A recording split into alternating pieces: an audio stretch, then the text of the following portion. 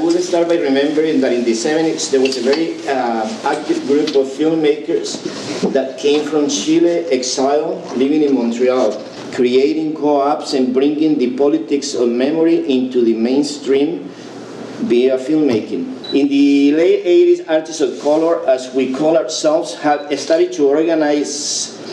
Around that time, we organized a conference called Shooting the System. This conference was instrumental in changing the representation of people of color at all levels in the Canadian cultural landscape, which was mostly Anglo at that time. A lot of filmmakers and artists of other forms of expression and entertainers were all hanging out around the area of college. Also, there was the youth cinema in the corner where most of the independent film and video exhibitions were happening at the time. So, for some reason, this Latin gay community connected with all these festivals. So a lot of the parties from the festival would happen in these clubs. A lot of filmmakers were making films on video and perhaps Super 8 and Fuse in 16, and then here we are with a whole bunch of films, and they were all made on film. And it was really fun.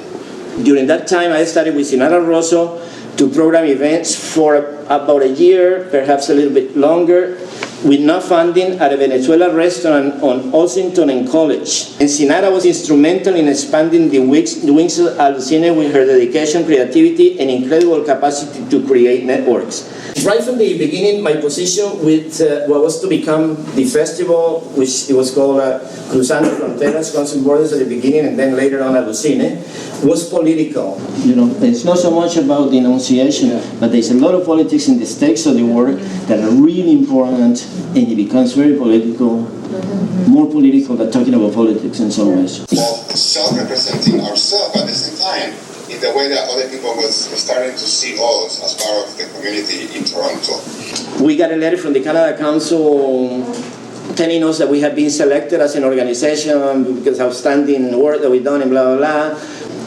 So, say, okay, let's do the festival again. And people were asking a lot to do the festival again because really there was felt like a hole in there somewhere. The isolation and exclusion present in our immigrant experience has taught us to be aware of the needs of other immigrants. aluCine became a rescue mission, not only of the films made in Latin America, but of immigrant artists here who were lost in a sea of exclusions. aluCine began as a community-based event. It was the two of us, but we always had aliados and allies and all these people who were supporting in a way or another. And I think that's been at the essence of all the incarnations of aluCine and Crossing Borders, the need to connect to the other. That sense of community also fuels you to be able to produce work. It's something that aluCine has kind of taught the rest of Toronto. And when people do it the way aluCine does it, it works out really well. That is really what I find really very important about how we move the film, how the worlds get smaller and we become more and more part of the mainstream Canadian culture. That's how the origins of aluCine is, like that little flame that now is a torch is still there, and that's the heart of aluCine, and that's how it started, and that's how why I think it's different. There's diverse ways of doing things, and there are diverse voices that need to be represented. Mm-hmm. There is a need in the community, and people want this festival to happen, and they're willing to do anything just to make it happen.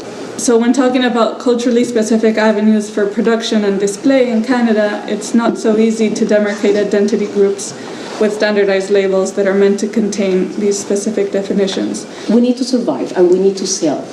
So we cannot be only experimental, and that was one of the things that the Latin American audiences can't connect with aluCine at all they don't understand. They don't understand experimental. I know a lot of friends that are getting involved, Latinos in here, in fictional films, but they don't have a place to show their movies. So what happened now with the new ones? What happened with the new generation? So, and we are still here, and we work with experimental work because we have this platform. So are we really going to lose this space? They need to continue being like a school in some ways and in other ways.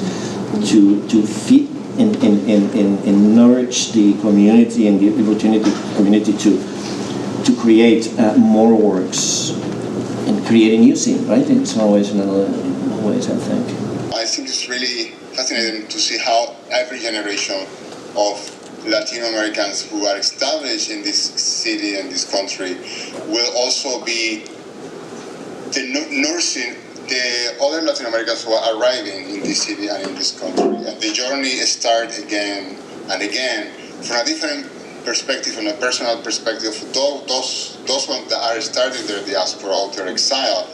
But it's almost like a never-ending carousel, you know? There is an essential need for these spaces, for these categories, both from the side of funding agencies as well as organizations that are set up to promote Latin artists and to create avenues of display for their work.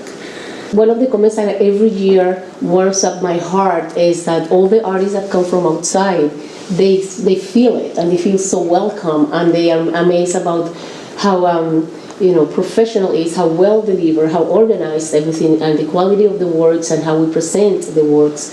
You can see this and how we maximize our resources, because we do this with very little, but we do it well. I think that what lies ahead for a lot of us is creating the capacity for bringing people together and negotiating the politics of identity that are made visible when these events are put together and when these artworks are displayed. The label of Latin American used to conjure up a fixed idea of the other via the representation of local histories and tradition, fails to account for the multiplicity of subjects and experiences that appear due to globalization. It's always that whole idea of the double profiling. In some terms, you want to be seen as the other. In other terms, you go, okay, don't treat me like the exotic. Instead, the term is activated now to include in overlapping and contradicting ways the variety of cultures, people, languages, both from within and without the geographical borders that they once contained. There's a real fun road to walk into the industry when you, as a Latin American filmmaker, want to go that way, because there is a lot that we learn in that experience about ourselves also, and there is a lot that you bring about your own identity, about your own rhythm, your own move, your own sensibility into that industry. We're not trying to just be a festival for Latin American audiences, but we're trying to expand that audience that was never part of it because didn't get it. So by educating this community, we get a lot more support. We get more, I would say, acceptance in other circles that we weren't before and that we need. So it's also a strategy to diversify audiences.